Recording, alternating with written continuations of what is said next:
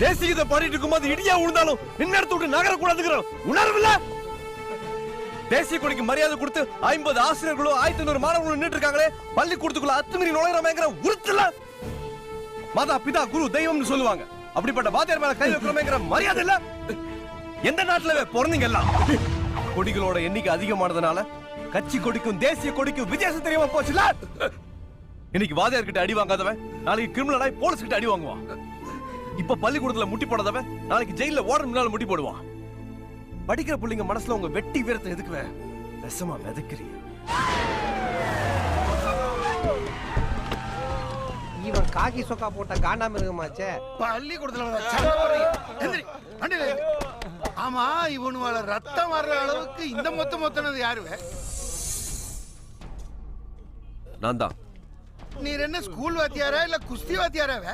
இந்த குத்தி இருக்கீரு பாருங்க. அவங்க தான் ஸ்கூலுக்குள்ள முதல்ல வந்து வாத்தியார்ட்ட மரியாதை இல்ல. ஸ்டேஷன்ல வந்து பேசிக்கலாம் சார். நான் ஒரு என்சிசி மாஸ்டர்.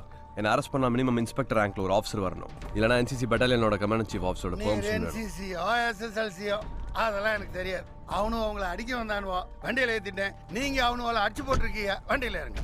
ஐயோ ஏய் வெள்ள உழுவ நீதான் போலீஸ் ஃபோன் பண்ணி போட்டு கொடுத்தியா? அன்னைக்கே உன் டிசி கிச்சு ஸ்கூல் விட்டு வெளியே அனுப்பிச்சிருக்கணும். உனக்கு பாவம் பார்த்தாரு, நீ அவர் பதம் பார்த்துட்டல. இல்ல சிஸ்டர், நான் வந்து வேணும். நீ வேணும் தான் பண்ணிருக்கிற. எறா மிஸ் வெளியே வரட்டும். பக்கெட்ட உன் மண்டையில கவுத்து பரதநாட்டியம் ஆட வைக்கிற. இரு வரேன்.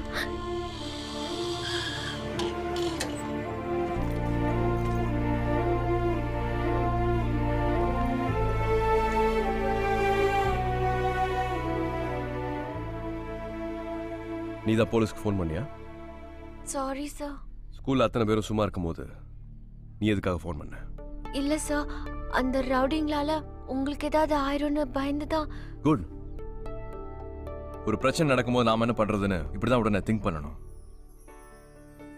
Your presence of mind in the intelligence, I appreciate that. Keep it up, Satya.